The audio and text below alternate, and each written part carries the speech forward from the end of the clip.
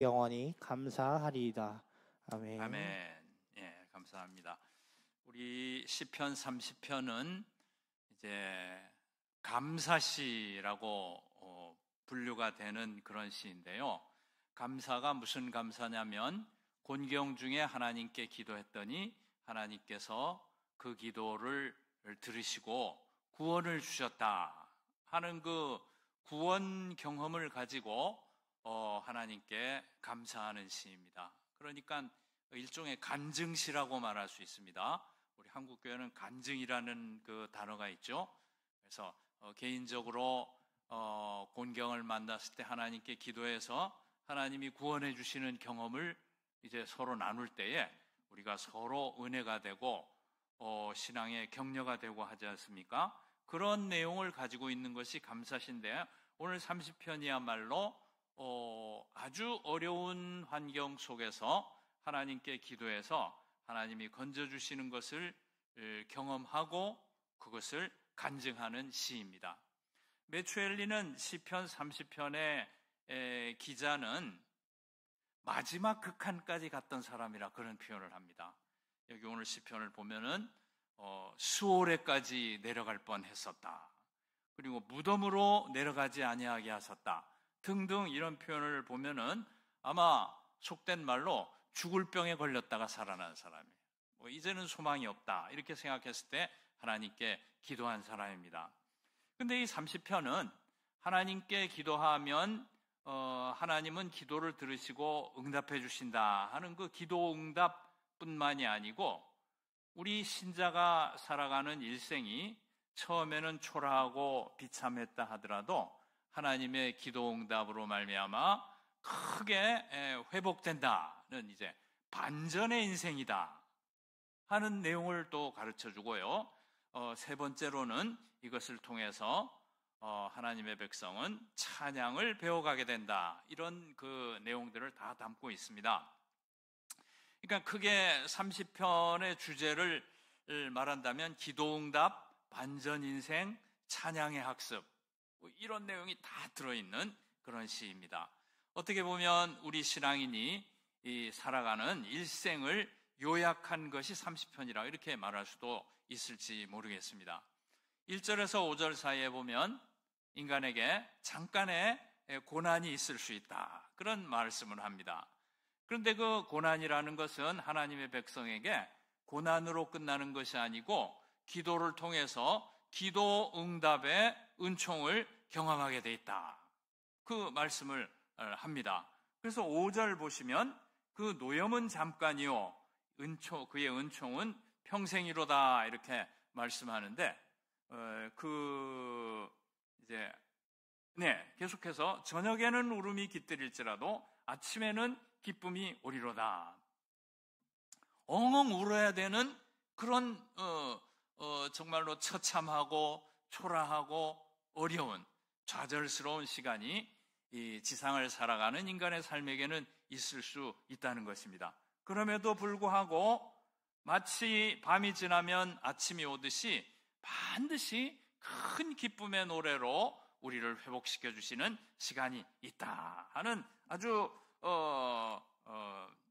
그 간증이지만은 굉장히 귀한 이제 교훈을 신자의 삶에 일어나는 일에 대해서 교훈을 주시는 말씀이에요.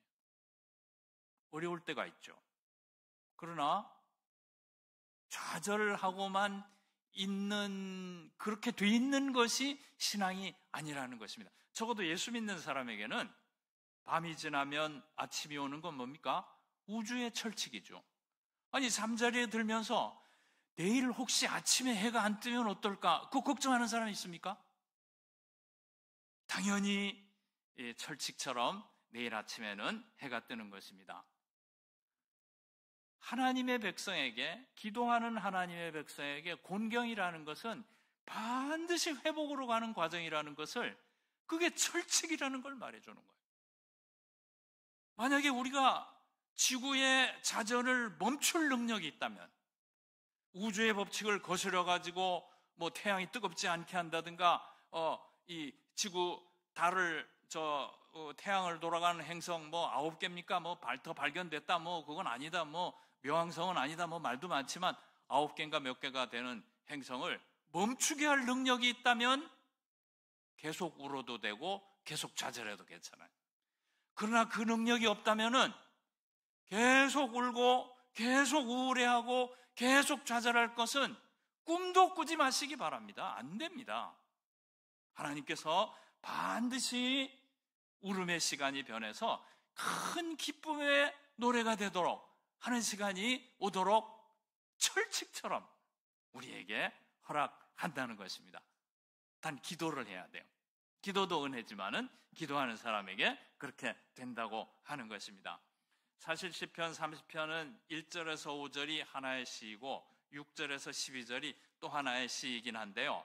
뭐 그 구조를 자세히 설명을 안 드려도 내용을 파악할 수 있는데 11절에도 보면 이와 같은 그 하나님께서 우리의 운명을 바꿔주시는 대박 인생이죠. 대박 인생. 운명을 바꿔주시고 우리 울음을 기쁨으로 바꿔주신다는 내용이 11절에 나오는데요. 11절에 또 보시면 나의 슬픔이 변하여 내게 춤이 되게 하시며 나의 베옷을 벗기고 기쁨으로 띠띠우셨나이다 했는데요. 여기 슬픔이란 단어는 정확한 말로 곡소리입니다. 곡소리. 이 모닝, 그 곡한다는 말입니다. 곡소리가 변해서 춤이 되게 하시고 베옷은 뭡니까? 사람이 죽었을 때 입는 게 베옷이잖아요. 이 사람은 거의 죽음 직전까지 갔던 사람이에요. 그런 상황, 베옷을 벗기고 내 인생이 기쁨이 되게, 더 이상 슬픔이나 우울이나 좌절이나 절망이 내 마음이나 내 인생 언저리에 이렇게 어른거리지 못하게 하고 기쁨으로 충만한 생활로 바꿔주신다. 이거를 좀 말하는 것은 젊은 분들보다는 은퇴하거나 연세 드신 분들이 더 유리한 입장에 있어요. 왜냐하면 하나님 오래 믿고 예수님 오래 따라 보니까 이게 너무 확실하거든요. 변하여라고 번역된 합학이라는 단어는요, 그냥 변하여라는 번역으로는 부족할 정도로 굉장히 강렬한 단어입니다. 합학이라는 단어는 영어로 overturn, overthrow, 전복시킨다 그런 말이에요. 내 곡소리를 뒤집어 가지고 upside down, 전복시켜 가지고 춤이 되게 하시고 비참하고 처참하고 초라했던 베옷을 벗겨버리고 기쁨이 그 사람의 닉네임이 되게 하는 그러한 큰 변화, 반전의 인생, 회복의 인생 되게 한다는 것입니다. 초상집을 잔치집으로 바꾸는 게 하나님의 특기예요. 뒤집기 선수예요. 하나님은 계속해서 울지 못하게, 계속해서 우울해하지 않도록, 그것이 하나님의 백성에게 주어진 은총의 내용이라고 설명하고 있습니다. 기도하는 인생, 우리는 일생을 기도하며 살아갑니다. 울면서 기도하고요, 감사하면서 기도하고, 울면서 기도만 하는 게 아니라 감사하면서도 기도합니다. 사람의 힘으로 할 수 없기 때문에 의지하여서 울며 기도하는 것이고요, 도무지 이해가 되지 않기 때문에 감사로 기도하는 것입니다. 걱정의 참을새로 문제를 채워버리고 하나님 앞에 감사하는 것입니다. 감사든 울면서 간구하는 그 간구든 감사든 하나님은 다 응답해 주세요. 우리가 신자로 예수 믿고 살아가는 이 일생은 기도하고 기도 응답받고 라는 내용으로 채워져 있잖아요. 2절에 보면 내가 부르짖었더니 주께서 나를 고치셨나이다. 오늘 예배당 떠나기 전에 2절은 암기하고 떠나도 좋을 것 같습니다. 이 2절 내용이 30편의 요약이고, 뭐 좋은 내용이 너무 많지만은 30편의 그 감사시를 이해하기에는 2절을 암기하면 가장 좋게 되어 있습니다.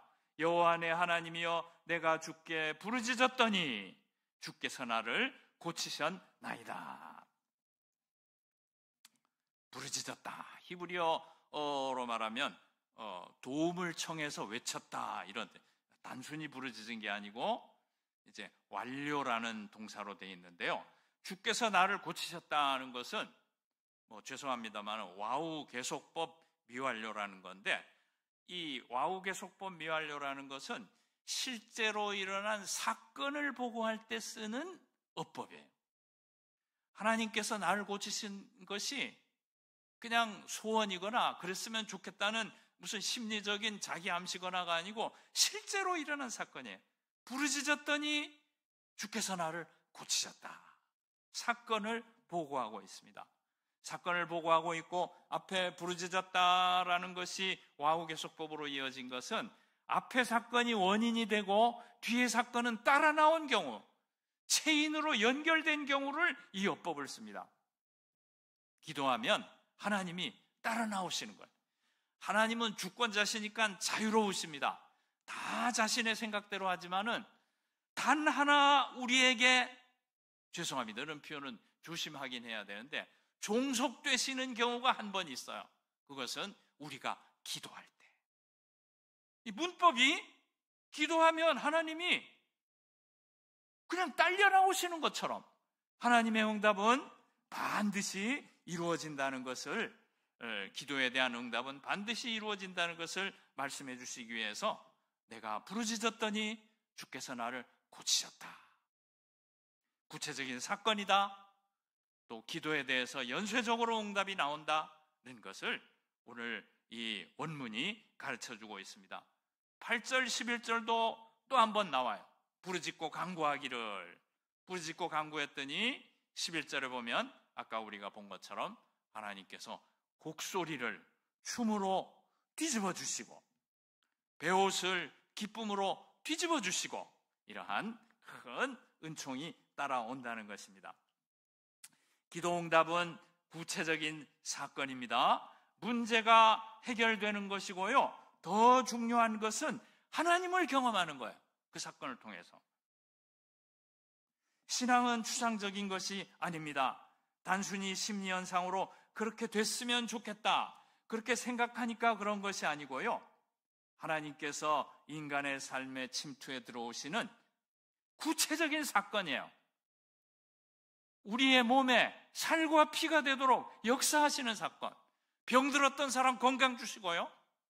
관계가 깨져서 마음의 상처를 받았던 사람 관계를 회복시켜 주시고, 물질이 없었던 사람 물질을 주시고, 구체적으로 경험되는 하나님이신 것입니다. 우리의 피가 되고 살이 되게 역사하는 사건입니다. 하나님은 초월자이니까 우리는 경험할 수 없다, 알 수 없다. 그렇지 않아요. 사건으로 경험되는 분입니다. 그래서 어떤 학자는 기도응답은 하나님의 임재의 성례전이다, 그런 말을 썼어요. 말이 좀 어렵죠? 우리 주일날 성찬식 하는 건 무엇입니까? 하나님의 십자가 사건을 기억하면서 하나님께서 구속으로 말미암아 우리 삶에 함께 하시는 것을 고백하는 것입니다. 기도응답은 얼마나 소중한 것인지 모릅니다. 하나님을 경험하는 것이기 때문에 하나님 초월자시니까 나는 피조물이고 경험되지 않아 하나님이 보이나 이렇게 생각될 수 있지만은, 성도가 하는 기도를 들으시고 그 기도에 응답해 주시는 것으로 말미암아 하나님은 자기를 우리에게 보이고 계신 것입니다. 오늘 아침도 기도하는데 하나님이 저를 만나 주신 것 2개가 생각나더라고요. 뭔지는 말씀 못 드립니다, 창피해서. 그런데 요거 걱정했던 거 들어주신 게 생각났어요. 내 삶에 또 이렇게 임재하시고 사건으로 내 삶에 간섭해 들어오셨구나. 또 최근에 크게 감사한 게 3가지가 있습니다. 그것도 얘기 못 드립니다, 창피해서. 1, 2, 3 이건 굉장히 커요. 근데 하나님께서 간절한 기도를 들으신 것도 있고 또 그냥 주신 것도 있는데 하나님께서 크게 응답해 주신 그런 경험이 있었습니다.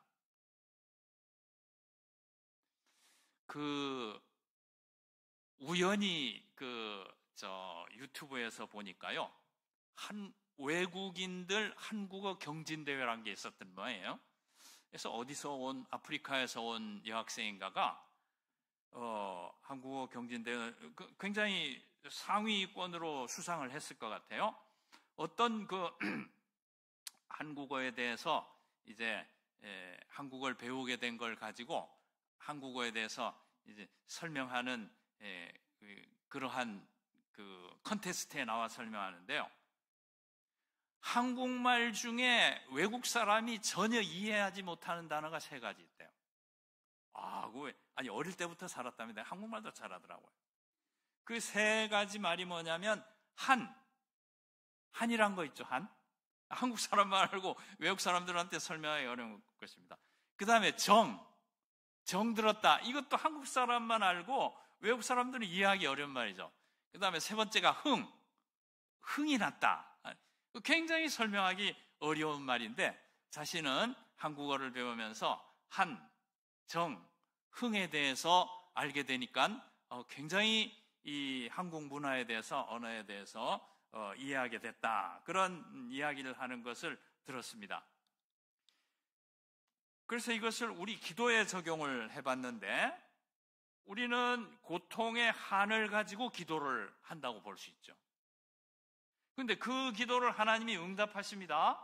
그러면 그 응답이 쌓이면서 우리는 하나님과 정이 들어요. 그 다음에 그 정이 쌓이면서 우리는 찬양하는 흥이 생기게 되죠. 그래서 우리가 기도하고 하나님께 기도 응답받고 찬양으로 나가는 우리 시편 30편의 경험이 바로 우리 한국 사람들에게는 잘 경험될 수 있는 것이 아닌가 그런 생각도 해보았습니다. 제가 공부했던 위스콘신 대학에 키스 얀델이라는 교수가 계셨는데요. 기독교 변증학자인데요. 이분이 무슨 말을 했냐면 그 철학가 교수인데 그 철학가에서 그 교수님한테 공부하던 장로님한테 들은 얘기예요. 그 장로님이 키스 얀델 교수가 한 말에 대해서 저한테 얘기해 주더라고요. 목사니까 이거 도움이 되겠다 해서 이제 공부할 때인데 얘기해 주는데 이 유명한 분인 것 같습니다. 합신의 이승구 교수님 이분 책도 번역한 게 있는데요. 키스 얀델이 어떤 말을 했냐면은 우리는 신앙이라고 그러면 굉장히 주관적이라고 이렇게 서로 생각하고 말할 수 있다는 거예요. 그냥 하나님을 믿으니까 의지도 되고 마음의 평안도 오고 그래서 좋은 게 좋은 거니까 믿는 걸로. 그래서 이 신앙이라는 것은 상당히 주관적이고 심리적인 것으로 생각할 수 있다는 거죠. 특히 안 믿는 사람들은 믿는 사람들 그냥 자기들 그렇게 생각하는 거겠지.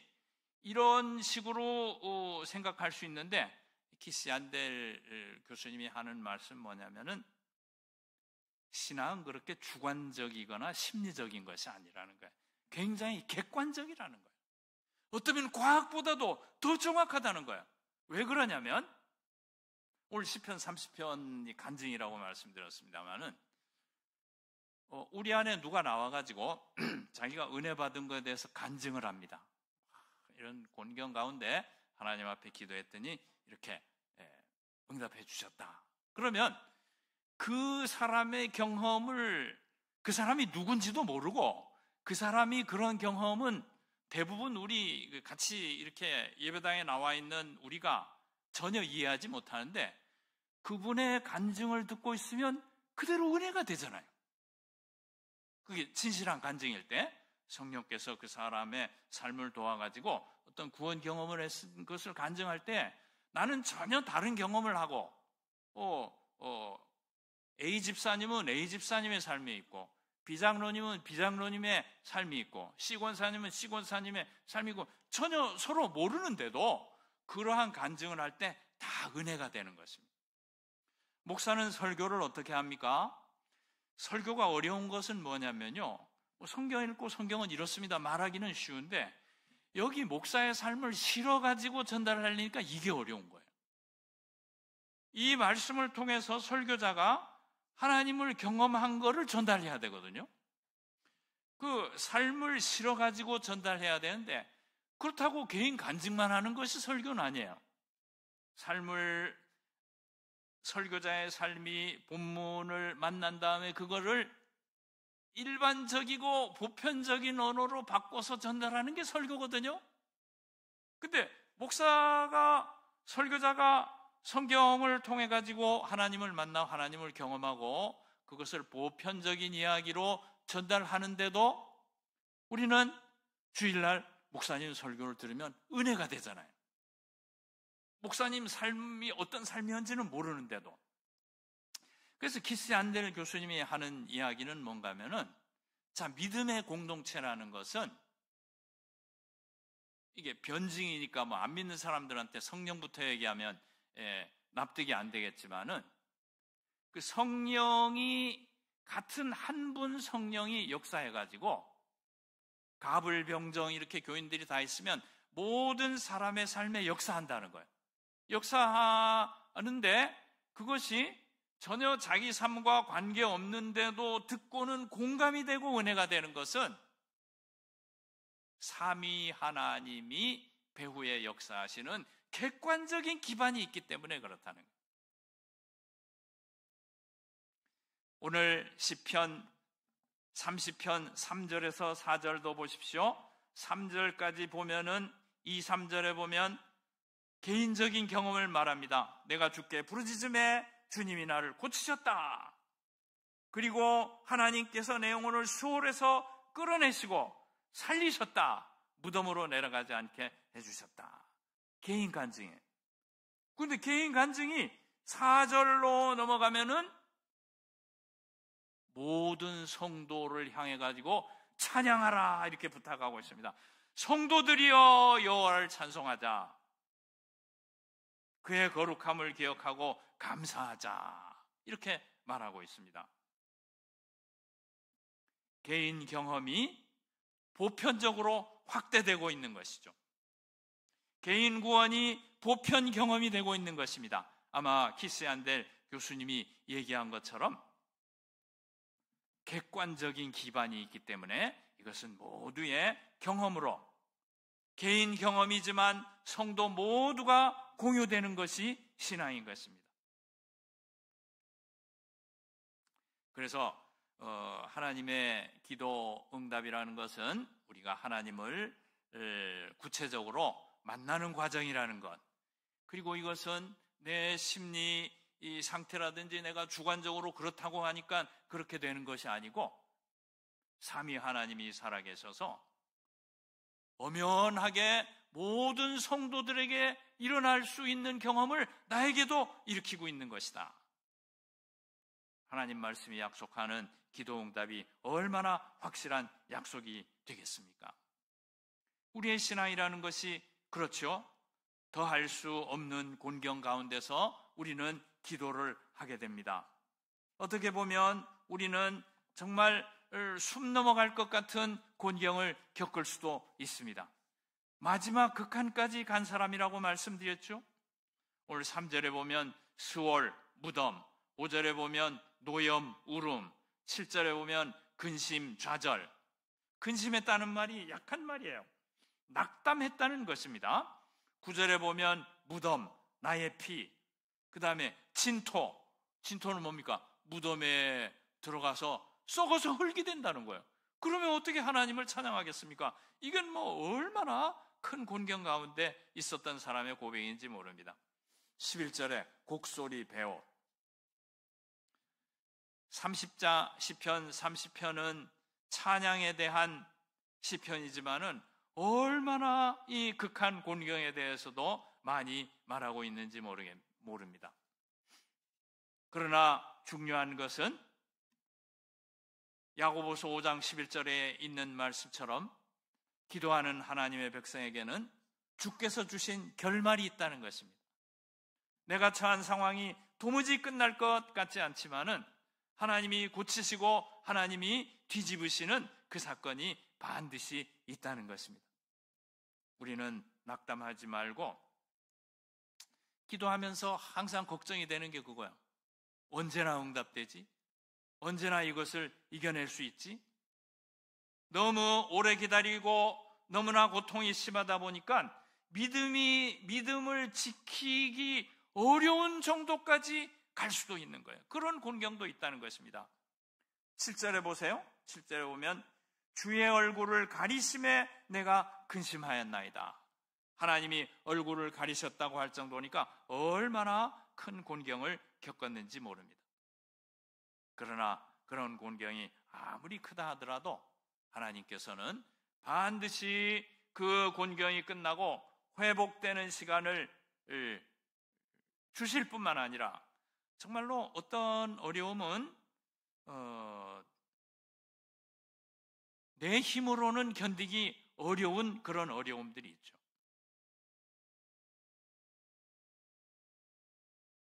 인내한다? 무슨 힘으로 인내합니까? 버틴다? 어떻게 버팁니까? 어떻게 보면 너무나 몰아치는 폭풍이 거세기 때문에 시간이 지나기만 기다려주는 거예요. 야, 그 믿음이 뭐 그러냐? 시간이 지나길 기다리다니. 믿음이 너무 어려우면 정말 믿음이 하나도 없는 것 같아요. 시간만 지나고 딱 폭풍이 일어나니까 엎드려가지고 어떻습니까? 믿음이 없는 것 같은 그 상황도 그것도 믿음인 것입니다. 내가 훌륭해서 믿음을 지킬 수 있는 것입니까? 믿음까지도 완전히 무너지게도 하시더라고요. 믿음도 은혜인 걸 가르쳐 주시기 위해서. 그래도 괜찮습니다. 좌절됩니까? 종종 드리는 말씀인데요. 좌절하십시오. 괜찮습니다. 그러나 걱정은 마세요. 하나님께서 끝까지 지키시고 장로교 교리처럼 성도의 견인이라는 것이 있는 것입니다. 믿음도 내 힘이 아니고 은혜로 되어진다는 것을 가르쳐 주시는 거죠. 내가 완전히 제로로 내려가는 그런 상황이라 하더라도 오늘 이 사람이 마지막 극한까지 갔다고 했는데 내가 제로로 내려갈 때 정말로 하나님 살아계시고 하나님의 은혜가 전부라는 것을 깨우쳐 주시는 시간인 것입니다. 오늘 이 사람이 회복받은 것은 이겨낼 만한 것을 이겨낸 것이 아니고요, 주의 얼굴을 가리실 때에 완전히 좌절이 되었지만은 결국은 하나님이 그 상황을 뒤집어 주시더라는 것을 가르쳐 줍니다. 너무 힘든가요?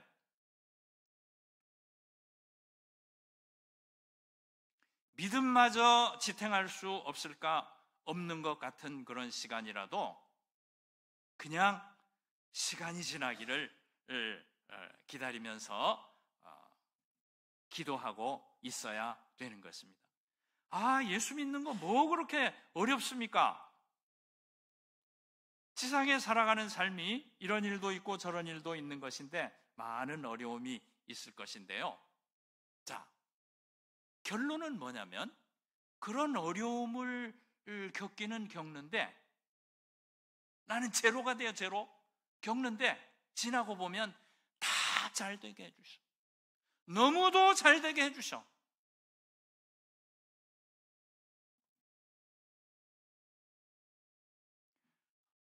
아니, 대학 동창들 만나러 가봤습니다. 작년에 대학 입학 50주년이라고 그래서 다 70된 사람들이 만나러 갔는데요. 다 훌륭해요. 다 훌륭해 뵈는데 제가 제일 잘 됐어요. 제일 고생해요. 제일 잘 됐는데 목사 된 거 빼고는 다 잘 됐어요. 목사는 너무 어려운데 하여간 70은 아직 젊은 사람들인데 와가지고 그냥 일도 지치고 이제는 그냥 책 보고 여행이나 해야 되겠다. 금방 무슨 다산 사람들처럼 그렇게 얘기하더라고요. 저는 아직도 더 강의하고 싶고, 제가 제일 젊어요 보니까. 강의하고 싶고 막 이렇게 더 공부하고 싶고 하는데 강의도 싫고 그냥 책이나 보고 여행하고 싶대. 전부 다 지쳤어요. 그러니까 제가 제일 잘 된 거죠. 김영석 교수님 그 강연을 들어보니까요, 90대까지는 나이 들었다 이런 말 하지 말래요. 90까지는 육체가 끌고 간답니다. 90대면 정신이 끌고 가야 된대요. 젊은 생각을 가지고 살아야지. 70된 사람들이 여행이나 해야지. 한가한 소리하고. 감사하고 감사할 것밖에 없고, 그런 마지막 극한 같은 어려움을 겪어 왔다 하더라도 하나님이 다 잘 되게 해주시고요. 첫째. 두 번째, 나라도 잘 되게 해주시더라고요. 하나님이 제 기도 듣고 나라를 잘 되게 해주셨겠습니까? 그렇지는 않겠죠. 여러 성도님들 기도하시니까 저 같은 기도 때문은 아니겠지만, 그래도 드는 생각이 뭐냐면 기도를 계속 잘해야 되겠다는 생각이 들어요. 국민소득 53불이던 나라가 포브스의 2025년 그 판정에 의하면 한국이 세계 강대국 랭킹 6위래요. 있을 수 있습니까? 미국, 중국, 러시아, 영국, 독일 다음 한국, 그 다음 프랑스, 일본이 따라와요. 이거 어떻게 된 거예요? 정말 멀미하겠어요. 어떻게 이런 일이 있지? 그냥 이 한반도에 사는 거에 대해서도 좌절하는 마음으로 살아온 게 그냥 우리 세대인데, 기도를 많이 잘해야 되겠다. 교회가 계속 조롱받지만 새벽 기도 나와서 흘리는 그 눈물이 절대 쓸데없는 것이 아니라는 생각이 드는 것입니다.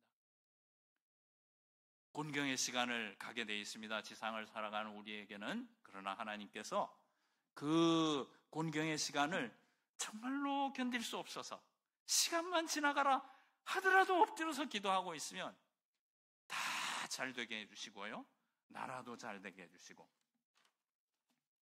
하나님은 변하여 정말로 뒤집어서 복되게 하시는 분입니다. 숨 넘어가는 곤경이라 하더라도, 마지막 극한이라 하더라도, 성경에는 보면 인생이 뒤죽박죽 됐던 사람들 얼마나 많습니까?